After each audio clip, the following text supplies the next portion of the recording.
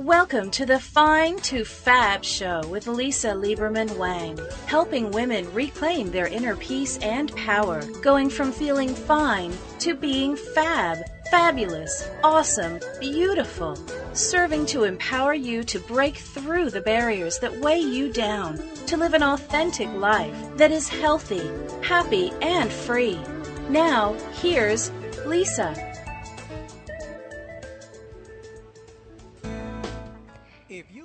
Hello there, I'm Lisa Lieberman-Wang, your trusted guide on your journey from feeling fine to being fab.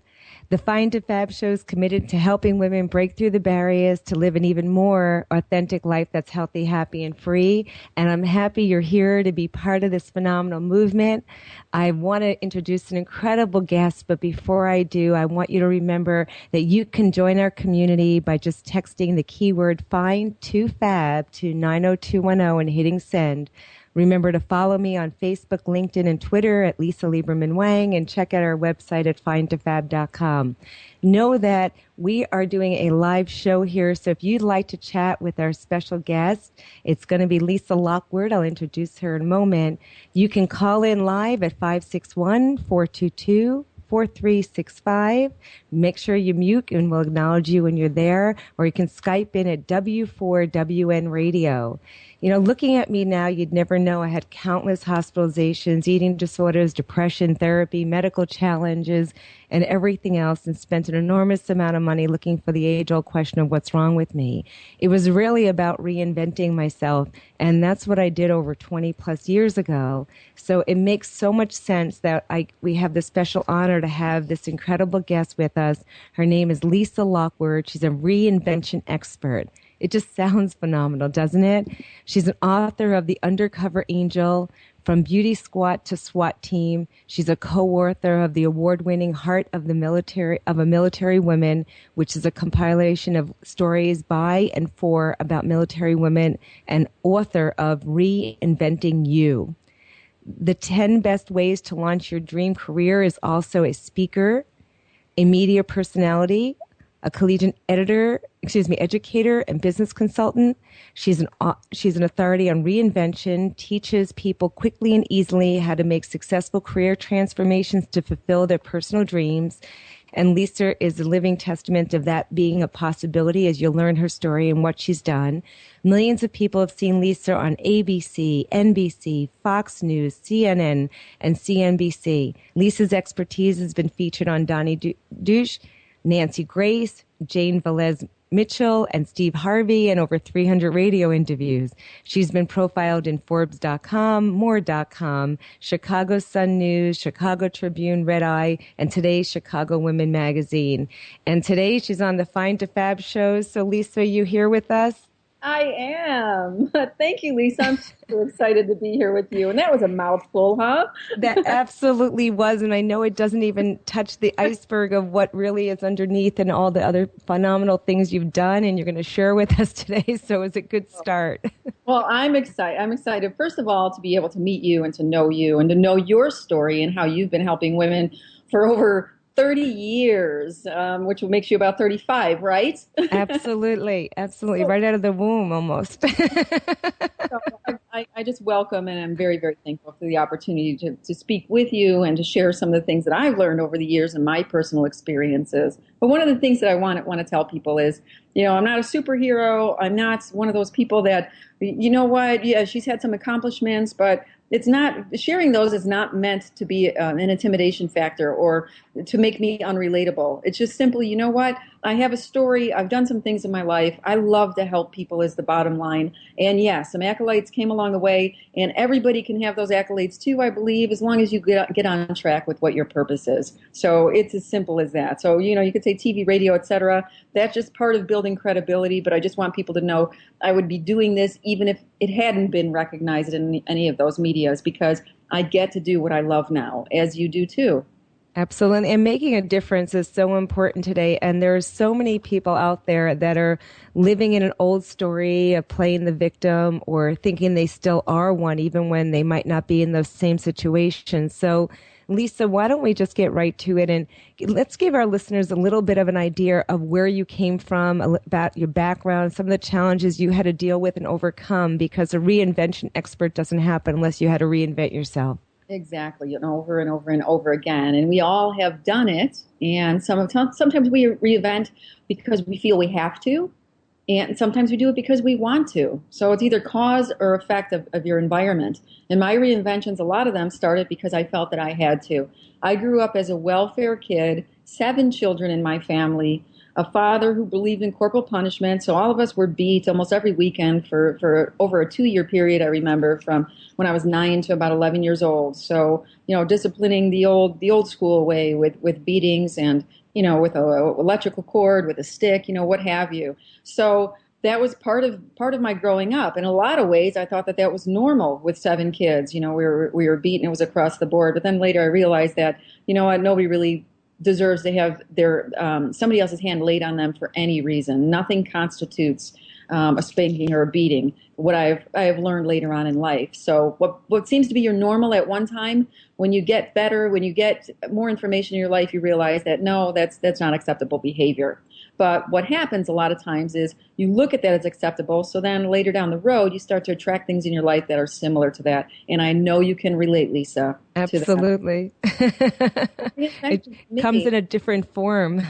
All different forms for everybody. And it's based on the experiences that you have in your youth, in your formidable years, and that sort of thing. So imagine, one of 7 children, like I said, on welfare, public aid, going to public schools. 3 of my sisters ended up becoming teenage mothers. 5 of my siblings were high school dropouts, 5 out of 7. So I was the kid who was the introvert, the academic, who would read books in a closet. And I really look at that as the saving grace that put me on a different path than my siblings.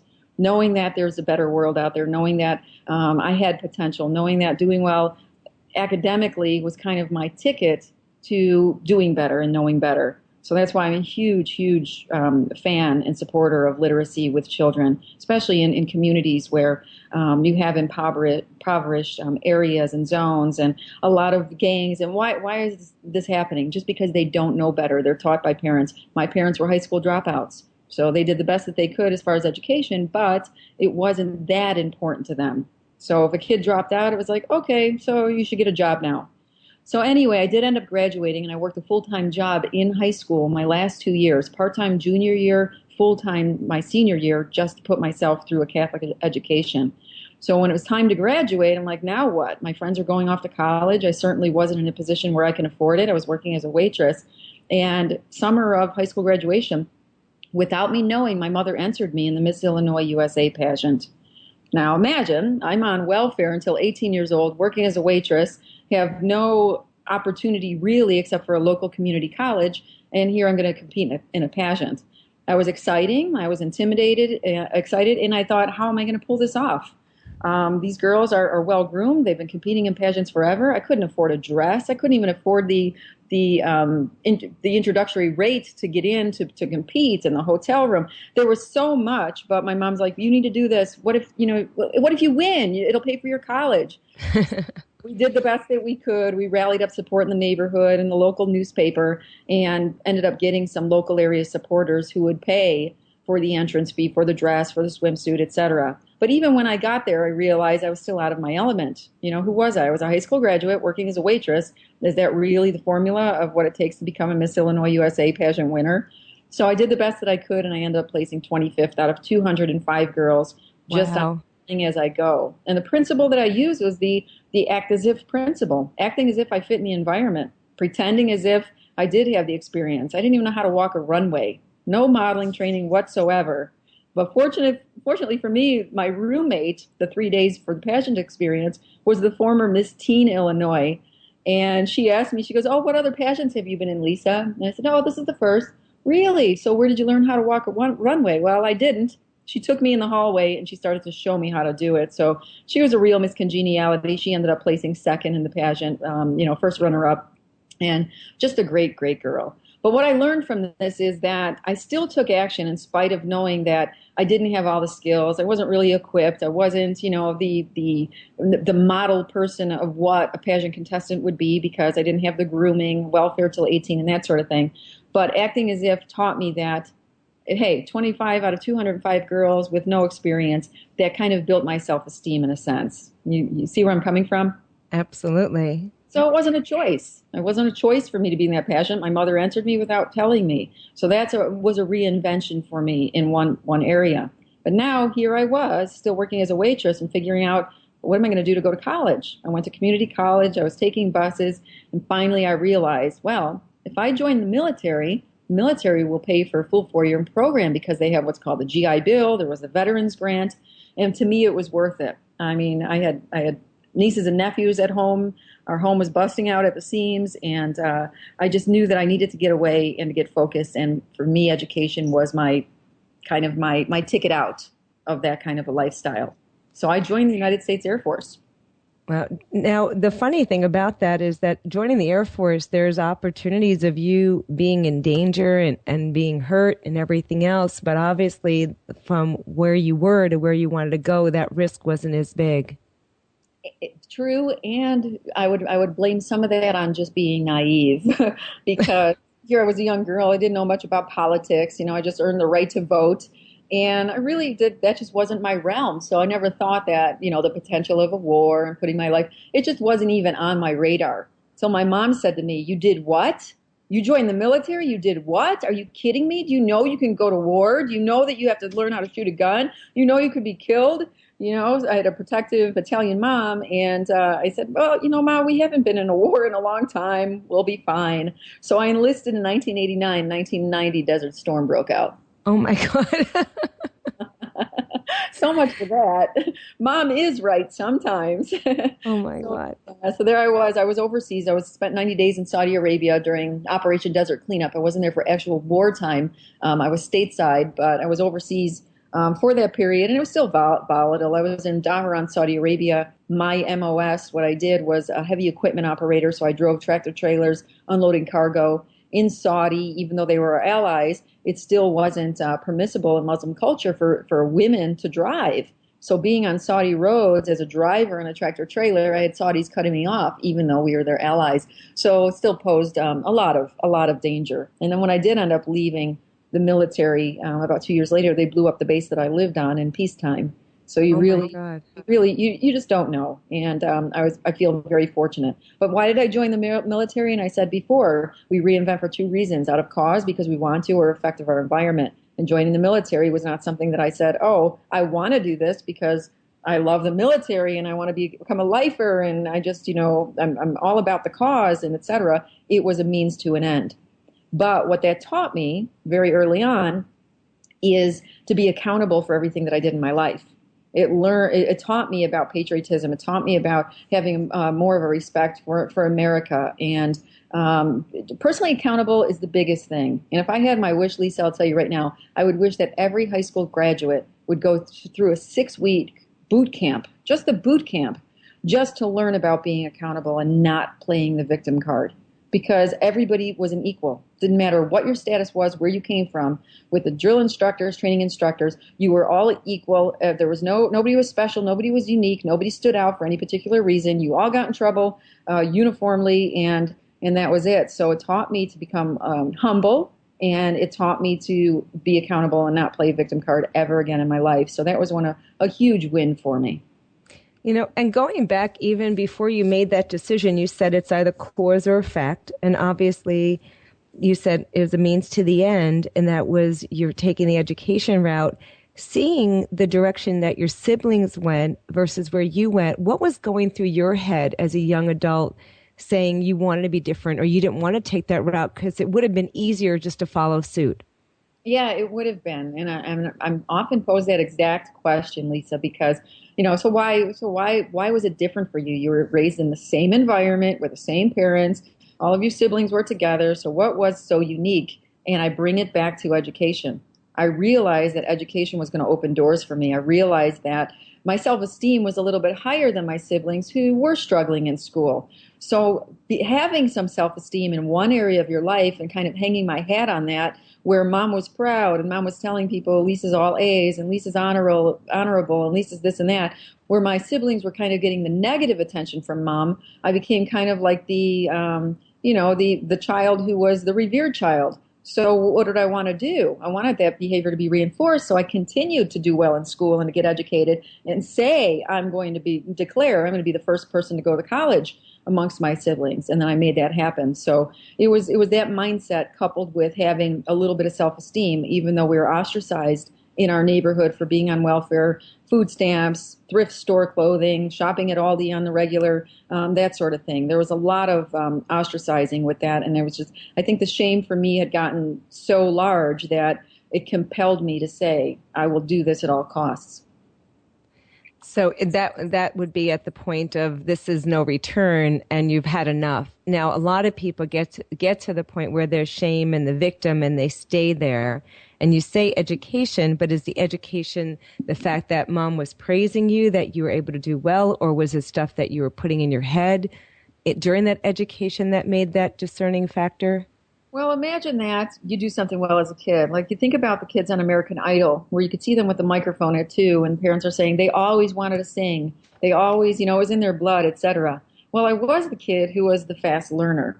So I guess there was a part of me who enjoyed education. So reading as soon as possible, being able to recite things back, having a great retention. So having that and enjoying it, and instead of watching TV, I was the one who would go into the corner and have privacy and be the introvert and read the book. And not because it was reinforced at that time, just because that was something I enjoyed. So it was a combination of I'm doing something that I'm already enjoying, and now I'm getting rewarded for it. So that behavior was reinforced, and then I just continued and continued and continued. Now, and it was reinforced a lot by your mom as well, but being that victim of domestic abuse, and a lot of it, like you said, with your dad feeling the need to physically abuse your siblings as well as you, how is your relationship with him today, and how was it then? And I have an amazing relationship with my dad today. And what a lot of people didn't realize, and my siblings didn't realize at that time, is that my father was severely, severely abused by his father. And, the things that I had heard finally when I got him to open up to me when I was 18 years old, I finally got to hear the whole backstory with Dad. And what bonded us was when I was training and learning everything that I needed to prepare for the military exam, that I started to ask him questions, because there were a whole kind of mechanical questions. And I knew nothing about mechanics and the inner workings of a car engine and that sort of thing. So I would say, Dad, can you help me? And my dad's esteem obviously was built when he thought, wow, I could teach her something. I already have an intelligent kid, but now she's coming to me and I'm a resource for her. So I would imagine that built his self-esteem and allowed him to open up to me when we had one-on-one daughter time. So yes, I had forgiven him, and especially after learning, with abuse, there are two things that happen. If you're abused, you either do better because you know better, or you do the same, or you do less than what occurred to you. So he did less than what occurred to him. So his abuse was extremely severe, similar to a child called It, I would say. And then he did less than what happened to him, but still felt that he needed to have corporal punishment incorporated into his life. So to this day, I have a phenomenal relationship with my dad because I have the human psychology and understanding of where he was. And I have another sibling to this day who won't forgive him, who is really caught up in her own story and playing the victim. So everybody can go a different route. When you know better, you do better. And even with me attempting interventions with her to try to make her understand his past, she says, well, you know what? I was beat by him and I don't beat my kids. So, and I said, and you know what? You took it a step further. You did better because you know better. So. Right. And I have a similar story because I used to call my dad, not in front of him, obviously, I was afraid of him. My dad was verbally abusive and we'd get kicked or hit, but it wasn't quite the same as what you've shared with me privately. Yes. And what was interesting about it is I had such animosity towards him for so many years because I felt like he didn't love me and he didn't let me do anything, wouldn't let me date, would come down and greet a date with a gun, literally a gun, Lisa, try to scare him off. he did, would come out looking for me. I mean, all kinds of crazy stuff. And I had to turn that story around, and I had a conversation with my dad only about 5 years ago. And so you had it a lot earlier than I did. And my dad said to me, he goes, Lisa, there was no books on how to be a great parent. And I looked at it and I heard what he said, and I realized, his My grandmother came from Russia and was there during the war. She said she didn't walk until she was 9. She spent most of the time under the bed hiding. And, you know, he was an afterlife baby, and they didn't want another child 18, 15 years apart, you know, from when they had their first 2 boys. So he didn't have the best childhood. I don't even know that he had one. And he just did what he knew. And it was really an offshoot of what he grew up with. Sure. And that's common. And you know that that's extremely, extremely common to repeat certain behaviors. You know, I've done a lot of having fast forwarding to becoming a police officer and working with a lot of criminals and getting confessions and learning the backstory, because I just love personal development psychology so much that I love to know and inquire, how did you get here? Okay. So, okay, you did this criminal act, but what's the backstory that put you in this position to be here right now, arrested in front of me? And when you start to understand where people are coming from and what got them there, it makes sense. It all makes sense. Where people are addicted to drugs, people start to burglarize or rape, and etc. You know, where did that come from? What is the root? What behavior can be treated? What behavior can absolutely not be treated?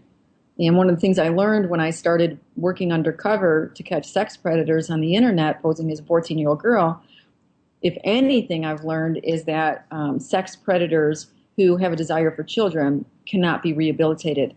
So that's one of those situations where they need to be put away in jail and the key needs to be thrown away, because their attraction toward children is similar to that of your attraction toward the male species. Why is a lesbian attracted to another woman? The attraction is there. It's something that they cannot explain, and they just love that, you know, and the priests and the little boys, and, you know, some of them go into that industry specifically because they know that they'll have access to young kids. Soccer coaches, they know they're going to have access to young kids because their sexual desire is toward those, and it cannot be rehabilitated.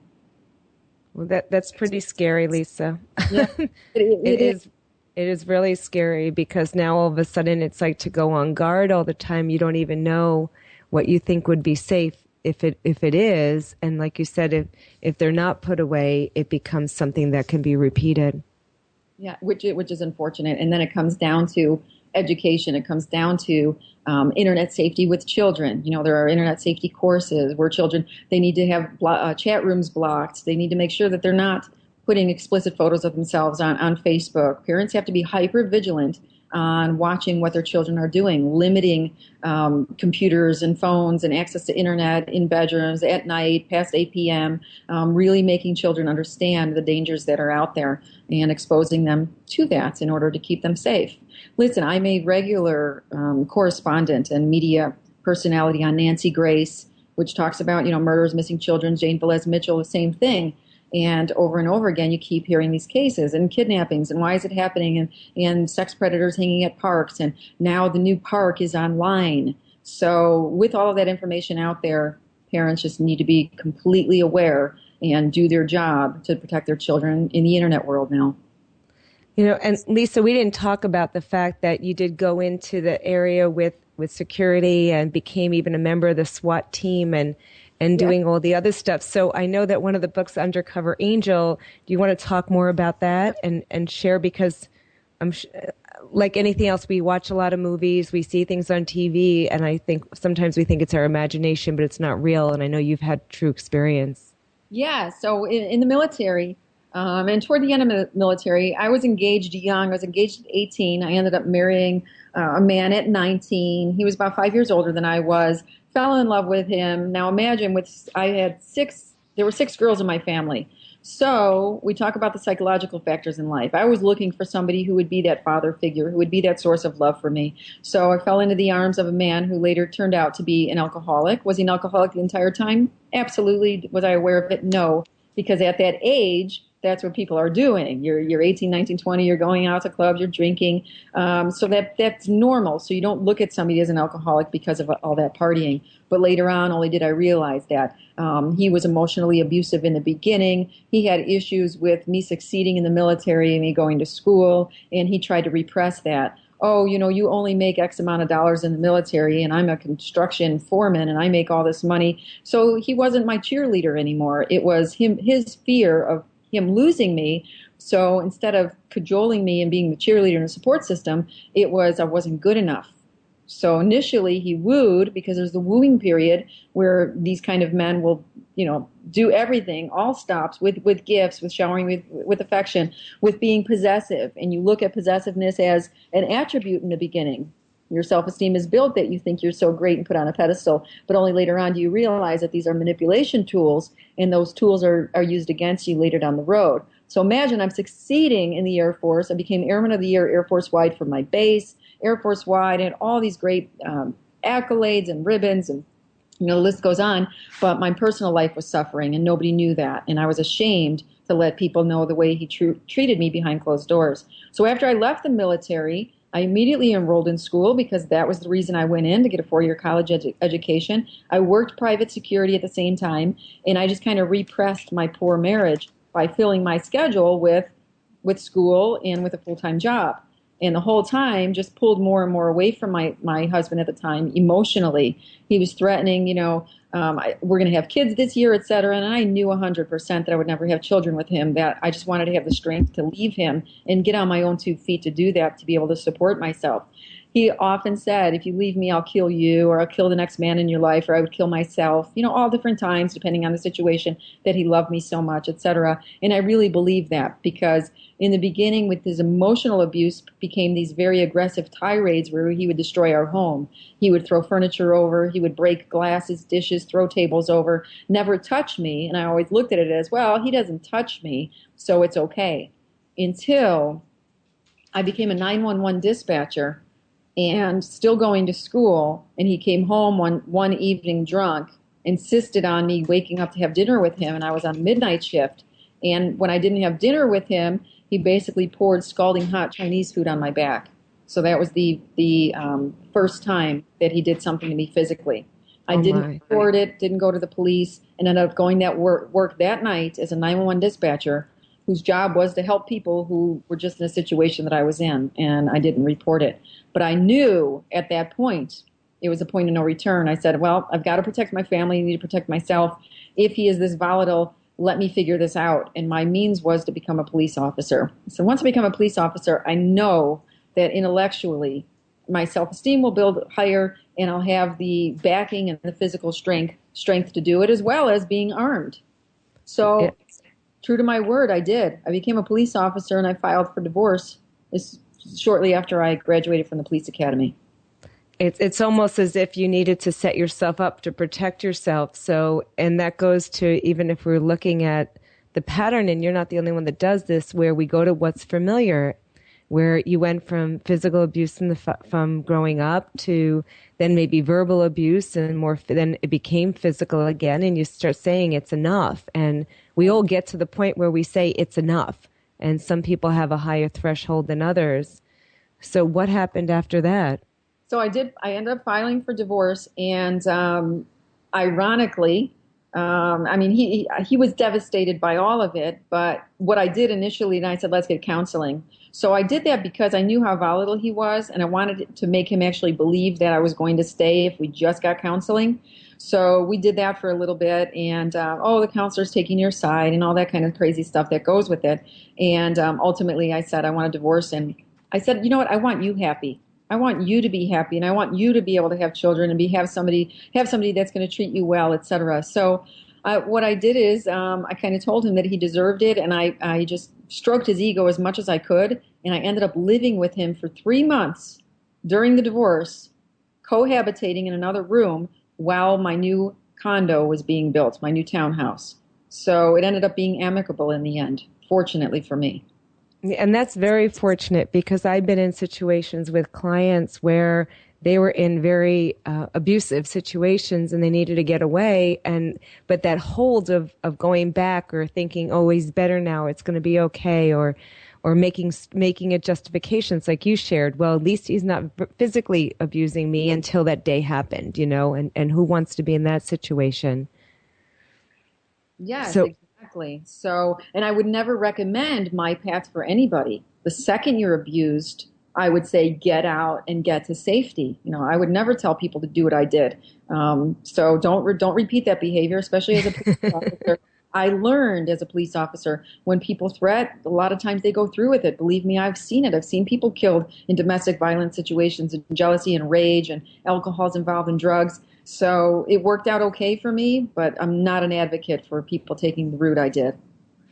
Well, Lisa, we're actually going to go to a commercial and then we're going to come back. And what I'd like you to do is we're going to talk more about even recognizing these behaviors, but things that you can do personally, like maybe giving some tips for what they can do personally to remove themselves, or maybe feeling stuck, and some of the things that you are so proficient and incredible at in teaching, and how to reinvent yourself in situations when you feel stuck. Okay? Absolutely. Okay, so here we'll go to break and we'll be right back.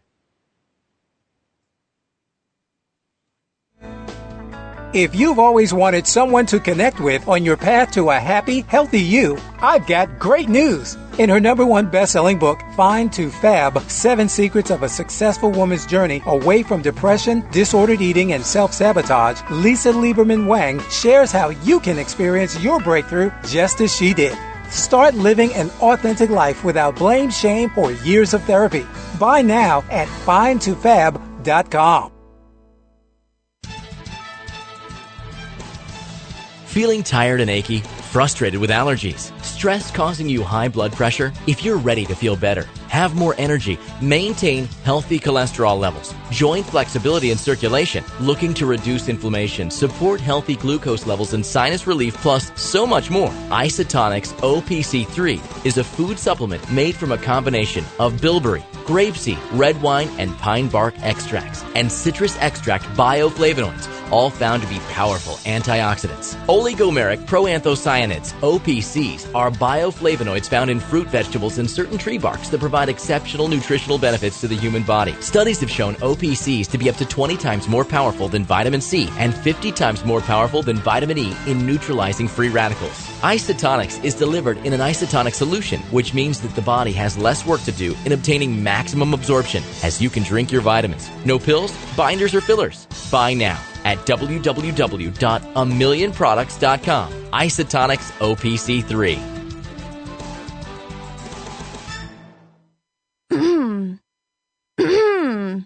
Now that I have your attention, ladies, when you need help breaking through the barriers that weigh you down, turning to food is not going to help, and starving yourself along with ongoing feelings of helplessness and frustration will not help either.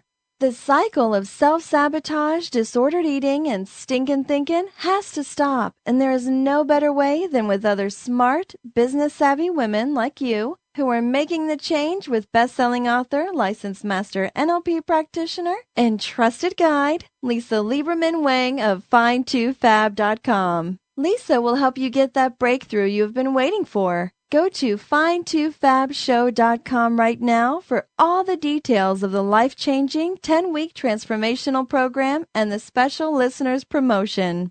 It's time to turn your life from feeling fine to being fab. Fabulous, awesome, beautiful. Go to Find2Fabshow.com now.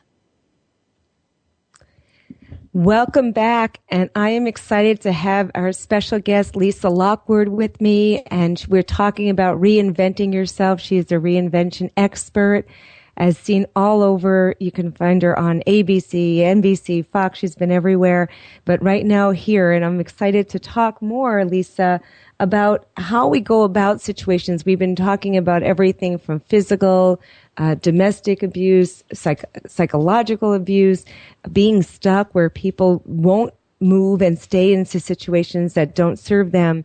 So I think what would be great is for us to start giving resources and some skills that can be a great go-to. I know we have a lot of listeners that are in situations where they just don't know how to get out, or education alone won't be the answer. They need more tools. So why don't you give us some of them? And a lot of times the reason that people don't know how to get out is because they don't have a vision of where they want to go, right? So when you think about when people set goals, they're not looking at the picture far ahead of them. And what is the reason for that? Because they're so caught in their now and in their present moment. It's, let me just get through this day. Let me just get through another day. Let me just do this. You know what? They're looking at the immediacy of the moment. And because the focus is so hyper-focused in that moment, they can't see beyond the potential of what can come. You know, I know that sounds like a lot of the psychobabble, but the bottom line is this. And here's some of the things that have helped me over time. And you'll be able to find these on my website too. So just due to the amount of time that we have, I set up these 6 kind of action items and things that have helped me. And they're also in my new book, Reinventing You. Be willing to take uncalculated risks. And what does that look like, an uncalculated risk? When I entered the Miss Illinois USA pageant, knowing that I was on welfare and I was a waitress, I still did it. I took action in spite of not being equipped to do it. Be willing to do that because the rewards will be so great. What was my reward? My self-esteem was built a little bit more and I ended up doing well. The next tip is to say yes before your brain tells you no. And it's similar to uncalculated risk. When I said yes to the military, now here I was a high school graduate who loved acting and I loved drama. And my big dream was to go to Hollywood and maybe be in soap operas. I loved General Hospital at the time. But I had an opportunity to go to college and military. A lot of people wouldn't take that route, but I'm very thankful that I did because it taught me personal accountability. It taught me not to be a victim, and it instilled some incredible values in my life. The next is the act as if principle. I acted as if so many times, actually adopting somebody else's confidence, adopting somebody else's character. I heard of a story of a woman who went to an auction where they were selling Oprah's clothes. There was a pair of shoes there that she bought that were too big because I think Oprah is like a size 11 and this one is a size 9. But what she did is she bought Oprah's shoes, took them home. When she became discouraged about a situation in her life, she stood inside Oprah's big shoes and adopted the Oprah power, so to speak. So she used that in that moment to say, I'm Oprah and what would Oprah do? Acting as if principle. Find out who your model is, your role model, people you revere, who are your mentors, what would they do, and act as if you're that person. The next tip is go against the current. Going against the current. Now, fast forwarding a little bit, I told you I was a police officer. I was also an undercover detective. I worked undercover as a narcotic detective. I posed as a 14-year-old girl to catch pedophiles. The list went on and on. But now a position for the SWAT team had opened up, and there were no women on the SWAT team. So I didn't look at that as a barrier. I went and looked at the general order and I said, there's nothing in here saying a woman can't be on the SWAT team. So I went for it. And let me tell you, Lisa, I put up with a lot of ridicule along that way. But I still did it and I became the first woman on the SWAT team. Be willing to go against the current. In the situation you are in your life, do something different and outside the box. Next tip is called become thick-skinned. And basically it's not believing, not caring, having such a sense of purpose in yourself and in your life that you don't care what other people's opinions are of you.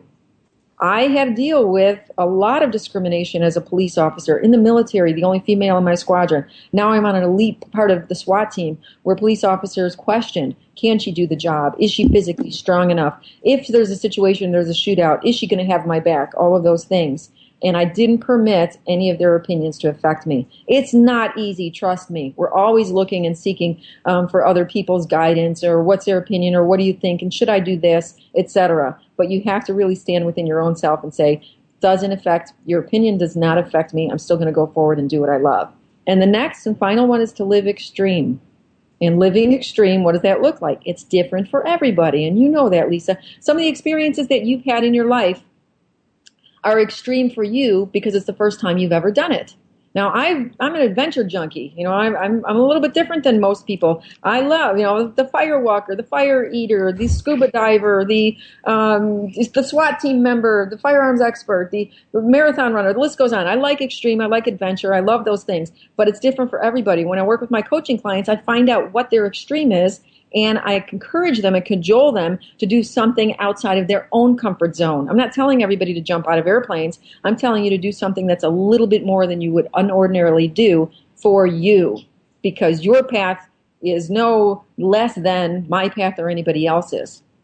For some people, it's speaking on stages. Now, Lisa, you've spoken on stages in front of thousands and tens of thousands of people. And for other people, they're like, no way. I'd rather be in the casket than the person speaking on stage. For you, it's second nature. Speaking on stage is your backyard. For other people, it's something different. Having a one-on-one could be hard for some people because they're introverts. I figure out ways to help people with that. So living extreme, when I say that, don't get caught up with the extreme. just what is extreme and different for you. That's incredible. And, every one of them, when you think about it, it really goes out to taking it to a level of uncertainty and moving out of the comfort zone. And that's really cool because, a lot of times we just go back to what we know, and because of it, we stay stuck. And this just gives a great outlook on how to do that. Lisa, just to make sure, we're going to, at the very end, give people the website address, but make sure we give it to them right now so they can reference these 6 steps. LisaLockwood.com. I wanted to make it simple across the board, and all my social media is just straight up Lisa Lockwood. So LisaLockwood.com. Okay, and we'll make sure that address is as well on the website on findtofab.com with the show when later on gets archived, so they'll be able to find it and be able to go back and reference that. Lisa, what is the hardest thing people have, do? Like when you're going through this and you're coaching with your clients, what's the hardest thing they have to get over that you see?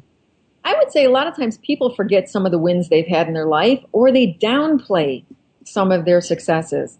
Like, oh, big deal. I was on the phone with a client last night who had incredible training in his life and certifications, but he's doing something that's not in that career field anymore, so he discounted that. And I said, are you kidding me? I'm like, the accolades, what you have here is media will just eat you up and love you and love your story. He's like, well, I don't know why I do that. Well, a lot of times, even with men, they're alpha males. It's, okay, I achieved a goal. Now what's next? Now what's next? Now what's next? Versus looking at, wow, look at this accomplishment. Yes, I've done this. And now I get to apply it and I get to use it and I get to help people because that's where the juice of life is. So I would say that a lot of times people forget some of their accomplishments, and I like to remind them and get them back there into a state that's so uber empowering that they're ready to take another step in their lives. That's awesome. I always like to say that we all need raving fans. So yeah. We all need a raving. We do, absolutely, because a lot of times we do that, and not just the alpha males, the women that are wearing masculine masks do the same thing. I can attest that I was one of them. I mean, it was never enough. No matter how successful I was, I needed more, and it was always compared to what, and the compared to what was my own past.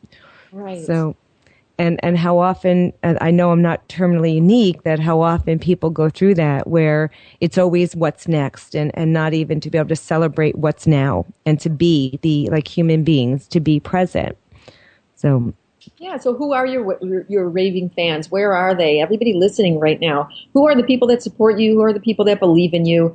Get more of those people in your life, Wayne Dyer said, love your family, choose your friends, okay? Love your family, choose your friends, meaning you get to choose who you spend time with. You can love your family from afar if they don't share your values, okay? It's not your job to change them and make them what you want, but you certainly are in a position where you can choose who your peer group is. You can choose who your significant other is. You can choose who your colleagues are. The list goes on and on. You can choose where you're going to grow yourself, educate yourself. Surround yourself with those kind of people who become your raving fans, exactly like you said, because they're the people who are going to bring you up. They believe in you. They believe in your path, and they're going to support you along the way. And you need to do the same for them. Reciprocate that action. And Lisa, when you just said something, it just made me think, it triggered something for me with the quote, love your family, choose your friends.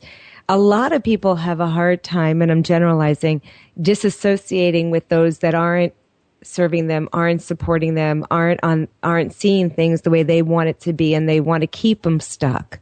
So let's talk just a moment on how what they can do to be able to disassociate themselves from those situations. Right. So imagine, I'll use this as the example. My mother who said, Lisa, I don't want you to join the military. You may have to go to war and you may get killed. Well, you know what, Mom, I love you, but this is a little bit more important to me. And I really did. I never wanted to break my mom's heart, and I always tried to do the best. Next thing you know, I'm going for the SWAT team. Mom, why are you doing this, Lisa? Do you know that you're going to get killed? Do you know that you could blah, blah, blah? The list went on. Well, the reason I'm doing it, Mom, is because I believe in the mission of the SWAT team. I know I'm equipped to handle it. I'm going to have the most elite training, et cetera, et cetera. So I was able to combat that based on the knowledge that I had. So people, they're just so tied to the opinion of their family, their significant other. Don't do this. Imagine you're juiced, you're excited, you go to a seminar, you want to go home and take action, and all of a sudden the bubbles burst when people say, oh, I can't believe you paid that much for a seminar. Oh, there was nothing wrong with you.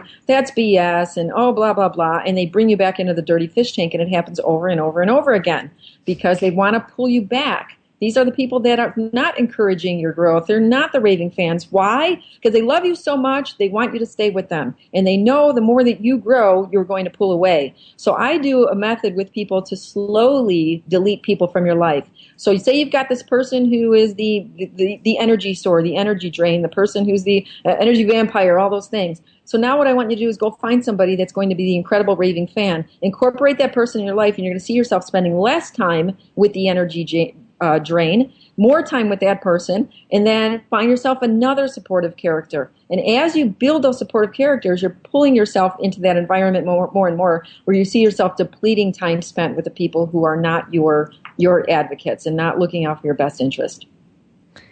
That's awesome. And that goes back to what we talked about earlier too, is when people take something off their plate, you need to put something back on. And whether it be people, whether it be food, whether it be alcohol or abuse or other things, we need to find something that's more empowering, that's going to help pull us towards something versus away. And that is, I love it. In the dirty fish tank, I have a huge visual. Thank you. Yeah, you can't be clean when you're thrown back in that dirty fish tank. You get out, you're clean for a little while, and then boop, back into that same tank again, and you're going to get filled up with algae and everything else. So with it, and the whole reason I did Reinventing You, the 10 Best Ways to Launch Your Dream Career, is because I realized that I had some great careers, and I did great in those careers, but most of them were because of the effect of my environment. Why did I become a police officer? I was an abusive man. I felt that it'd be more empowering. Was it my dream to be a cop? Absolutely not. But I did get the best out of that environment. People who are transitioning right now, I never tell people, jump ship, leave your job right now and do that. It's okay to gradually get into doing something that you love until you're able to monetize it. And that's what Reinventing You is about. Helping people figuring out how to monetize their passion. There's always going to be factors and surprises that take people away from their goals and dreams. Always. How do you deal with that? Because it's about you getting on track, doing what you love, and finding a way to make money doing it. And I just love nothing more than helping people with that. Lisa, would you share how you do that? Do you deliver it through private or through groups? And also any information you'd like to share at this time as we close up so that people can find out more about you, where to get your books and everything else? Well, I'm offering now because I'm in the pre-sale stage. So LisaLockwood.com, you can get an autographed copy from me within the next month because it's not officially available until January. So LisaLockwood.com. I speak around the country, and as I said, I do media. I'll be on a media tour starting in January as well. But how do I help people specifically with that is I work with them individually. I love one-on-one time because that gives people an opportunity to feel safe. That gives them an idea of how I work with them. And I also offer ways to do that. If you go to LisaLockwood.biz, that's kind of the easy, quick and dirty, economical way to get exposed to me with a 30-minute consultation. So you get your feet wet and you decide, you know what, I like what Lisa has to offer. I think that we are in rapport with each other and we can move forward to try to get my dream realized. And then I have obviously packages after that, 6-week and 12-week programs to get you where you need to go. So in essence, LisaLockwood.com, Facebook, Twitter, LinkedIn, all of those things. And I would love to connect with your incredible audience. Okay, outstanding. So, Lisa, I want to thank you for being here and for giving us your wisdom and your time. And there's been so many incredible pearls, whether it be us going from cause or effect or there's 6 steps and tips that we have. I think the one thing that is a big takeaway, even for me, is seeing that, reinvention starts at all different stages. And it doesn't have to be such a big thing as, changing career or divorcing or changing life, or reinvention can be anything for somebody, to the point of I'm not where I want to be, to let's just change it. Yeah, and it's part of our evolution. So that's why I want people to realize that you're doing it, but now let's be in a position of controlling it. You're doing it because you want to, not because you have to. Right. And I think a lot of times most people are living with what they know, thinking they don't have options. So giving them some of these tools gives them options as well that they can apply immediately to see change. And that excites me because I'm all about wanting to see results now, right now. Always about wanting results. Absolutely. And here's the best thing that I want to put out too, and we're going to be closing in a moment, is just like our meeting, Lisa, if it wasn't putting it out there, even as I did, it's always about the intention and knowing that you want something more, sharing that. And so often we keep things internal. We don't even let anybody know. And it's that moment, as you just said, creating supportive characters, that you put it out, it gets easier. And I just want to go into that for one moment because people think, well, I don't know anybody because most of the sphere of influence are negative and that's why they stay there. But it's when you have even the intention of wanting more is when it gets attracted. And yes. I hate when they say that's the secret and all the other stuff because so many people just think it, but they don't do it. Intention also can come with action. Exactly. Do something and you'll start seeing change in your life. And it can be small. It doesn't have to be big. Just the difference of saying no when you need to or saying yes when you can. That can be the big difference. So Lisa, again, thank you so much for being here. And I'm so blessed in having you. Thank you so much. It was great sharing with you today. And, I absolutely love your story and your path. And you're one of those people who has been speaking for so long. You found what you love and you found your calling. And I tell people, you know what, it's great that there are people out there that are like that. And then there are people who get tired after 6 years, 8 years. I'm ready for something different. That's okay. So go ahead and do that. Reinvent. I had an aunt that became a nurse, went to nursing school at 50. The list goes on and on. So just embrace it. Okay, awesome. So thank you, everyone. Remember, you're fabulous, awesome, beautiful. Have an outstanding day. Love you. Well, until next week, 3 p.m. Eastern Standard Time. We'll talk to you live then. Tell me if this sounds like you. You're a woman, you're successful, but aren't quite comfortable with yourself. Perhaps you struggle with depression, eating disorders, or some form of self-sabotage. You've tried diets and programs, self-help, psychiatrists, even Overeaters Anonymous, and you're still looking for the answer. Well, get your answer today. Go to findtofabshow.com. That's FINETOFAB show.com.